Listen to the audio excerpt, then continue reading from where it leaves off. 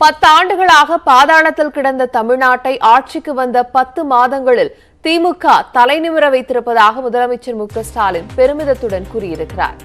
சட்டப்பேரவையில் தாக்கல் செய்யப்பட்ட அரசின் நிதிநிலை அறிக்கை விளக்க கூட்டம் மற்றும் உள்ளாட்சித் தேர்தலில் வெற்றி பெற்றதற்காக நன்றி தெரிவிக்கும் கூட்டம் செங்கல்பட்டு மாவட்டம் மறைமலை நகரில் நடைபெற்றது. கூட்டத்தில் உரையாற்றிய முதலமைச்சர் மு க ஸ்டாலின் தமிழக மக்களுக்காக திமுக செய்த தியாகம் போல் வேறு எந்த அரசியல் கட்சியும் செய்தது கிடையாது என கூறினார். வெற்றி பெற்ற போது தமிழக மக்களுக்கு தேவையான திட்டங்களை செய்து கொடுத்த திமுக தோல்வியடைந்த போதெல்லாம் மக்களுக்காக போராடியதாக தெரிவித்தார். உள்ளாட்சி பிரதிநிதிகள் அனைவரும் தொண்டர்களோடு தொண்டர்களாக வேண்டும் என்றும் வலியுறுத்தினார். 10 ஆண்டு காலமாக பாதாளத்தில் இருந்த தமிழ்நாட்டை 10 மாத காலத்தில் தலைநிமிர வைத்திருப்பதாகவும் முதலமைச்சர் மு க ஸ்டாலின் தெரிவித்துள்ளார். அனைவரும் தொண்டர்களோடு தொண்டர்களாக இருக்க வேண்டும் என்பதுதான் என்னுடைய ஆசை. இருந்து தீர வேண்டும். இந்த பிணைப்பு தான் கழகத்தை வாழ வைக்கும், வளர வைக்கும், தமிழ்நாட்டை செழிக்க வைக்கும், தமிழ்நாட்டை தலைநிமிர வைக்கும். தமிழ்நாட்டை இப்போ நாம தலைநிமிர வைத்துக் கொண்டிருக்கிறோம். 10 வருஷமா 10 ஆண்டு காலமா பாதாளத்தில் கிடந்த தமிழகத்தை 10 மாசத்துல தலைநிமிர வச்சிருக்கிறோம்னா இந்த மறைமலையில் நின்று கொண்டு நான் தலைநிமிர்ந்து சொல்லிக்கொள்ள விரும்புகிறேன். இந்தியாவின் அனைத்து மாநிலங்களுக்கும் முன்மாதிரியான திராவிட மாடல் நிதிநிலை அறிக்கையை தாக்கல் செய்திருப்பதாகவும் திராவிட மாடல் கருத்தியலை இந்தியா முழுமைக்கும் விதைக்கும் கடமையை செய்வோம் என்றும் முதலமைச்சர் பேசினார். வரும் நிதியாண்டுக்கான நிதிநிலை பட்ஜெட் அறிக்கையை நாம சட்டமன்றத்தில் தாக்கல் செஞ்சோம். அந்த நிதிநிலை அறிக்கையில் குறிப்பிட்டுள்ளதை மட்டும் நாம் நிறைவேற்றி காட்டினா தமிழ்நாடு தலை நிமிரும் என்பது மட்டுமல்ல, தலை சிறந்த மாநிலமாக இந்தியாவிலே முதல் மாநிலமாக மாறும் என்பதில் சந்தேகம் இல்லை. திமுக உள்ளாட்சி பிரதிநிதிகளுக்கு கடமை, கண்ணியம், கட்டுப்பாடு முக்கியம் என்று மு க ஸ்டாலின் தெரிவித்திருக்கிறார். இவற்றை மீறுபவர்கள் கலைஞரின் தொண்டர் கிடையாது என்று தெரிவித்துள்ள அவர் தவறு செய்பவர்கள் யாராக இருந்தாலும் நடவடிக்கை எடுக்கப்படும் என்றும் எச்சரித்துள்ளார்.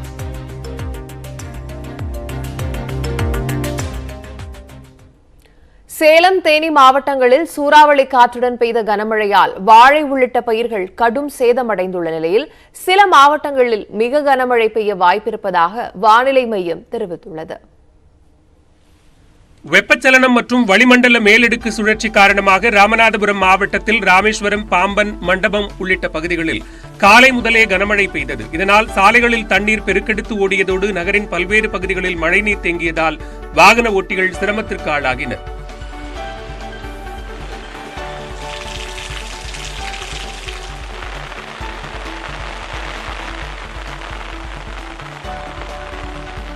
மதுரையில் கோரிப்பாளையம், சிம்மக்கல், தெல்லாக்குளம், பெரியார் பேருந்து நிலையம் உள்ளிட்ட பகுதிகளில் பிற்பகலில் 2 மணி நேரம் மழை வெளுத்து வாங்கியது. இதனால் அப்பகுதியில் கோடை வெப்பம் தணிந்து குளிர்ச்சியான சூழல் நிலவியது. சிவகங்கை மாவட்டம் காரைக்குடி, புதுவயல், கானாடு காத்தான் உள்ளிட்ட பகுதிகளில் 2வது நாளாக பெய்த கனமழையால் பொதுமக்களும் விவசாயிகளும் மகிழ்ச்சியடைந்துள்ளனர்.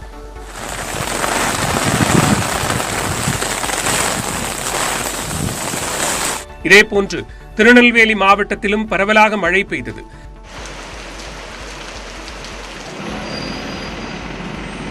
சேலம் மாவட்டம் தலைவாசல் மற்றும் சுற்றுவட்டார பகுதிகளில் பலத்த சூறாவளி காற்று மற்றும் இடியுடன் கூடிய கனமழை பெய்தது. இதனால் அப்பகுதியில் பயிரிடப்பட்டிருந்த 1000க்கும் மேற்பட்ட வாழை மரங்கள் முறிந்து விழுந்தன.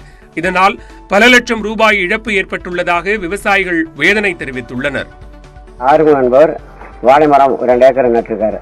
ஒரு 2 ஏக்கரும் 1200 மரம் கம்மியாக இருக்குது. அந்த மரம் நேற்று சூறாவளி காற்றுல காற்றடிச்சு சாஞ்சிடுச்சு. இன்றைக்கி அரசு அதிகாரியோ அரசு ஊழியர்களோ அவங்களாம் பார்வையிட்டு எங்களுக்கு அவருக்கு ஒரு நஷ்டீடு வழங்குமாறு கேட்டுக்கிறோம். தேனி மாவட்டம் பெரியகுளம் பகுதியிலும் சூறாவளி காற்றுடன் பெய்த கனமழையால் 10,000க்கும் மேற்பட்ட வாழை மரங்களும் வெற்றிலை கொடிக்கால்களும் சேதமடைந்தன. இதனால் கூட்டுறவு வங்கிகளில் பெற்ற விவசாய கடன்களை எவ்வாறு திருப்பிச் செலுத்துவது என தெரியாமல் விழிப்பிதுங்கி நிற்பதாக விவசாயிகள் வேதனை தெரிவித்துள்ளனர். இந்நிலையில் தென்மேற்கு வங்கக்கடல் மற்றும் அதனை ஒட்டிய தமிழக வட இலங்கை கடலோரத்தில் வளிமண்டல மேலடுக்கு சுழற்சி நிலவுவதாக வானிலை ஆய்வு மையம் தெரிவித்துள்ளது.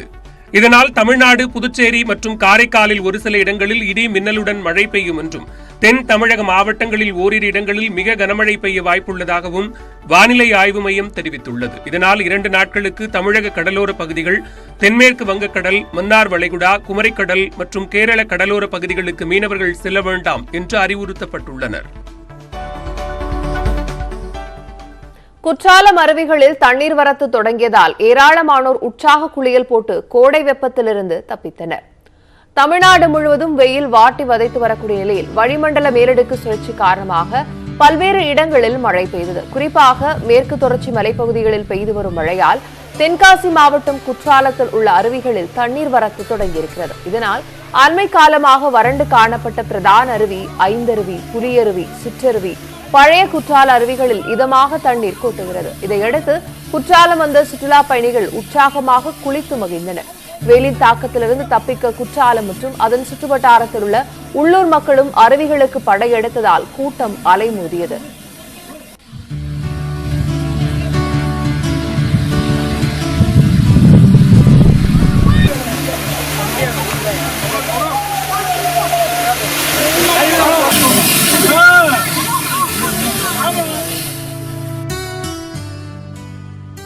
கன்னியாகுமரி மாவட்டத்தில் மலையோர பகுதிகளில் அவ்வப்போது பரவலாக மழை பெய்து வருகிறது. இதனால் குமரி குற்றாலம் என்று அழைக்கப்படும் திற்பரப்பு அருவியில் நீர்வரத்து அதிகரித்திருக்கிறது. இதையடுத்து அருவிக்கு படையெடுத்த சுற்றுலா பயணிகள் உற்சாகமாக குளித்தனர். வெயிலுக்கு இதமாக இருந்ததால் பொதுமக்கள் நீண்ட நேரம் அருவியில் நீராடினர்.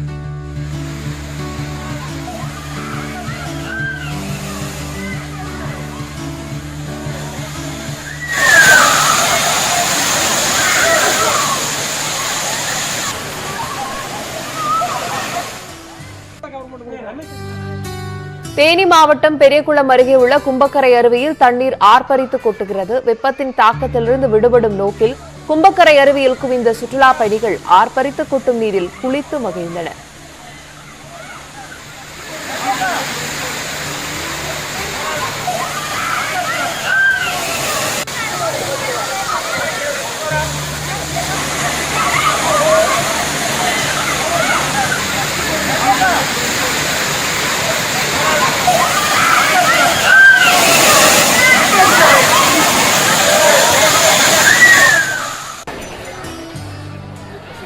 வெயிலின் தாக்கத்தால் தருமபுரி மாவட்டம் ஒகேனக்கல் அருவிக்கு குடும்பத்துடன் வரும் சுற்றுலா பயணிகளின் எண்ணிக்கை அதிகரித்திருக்கிறது. இவர்கள் காவிரி ஆற்றின் அழகை கண்டு ரசித்ததுடன் பரிசல் பயணம் மேற்கொள்ள ஆர்வம் காட்டினர்.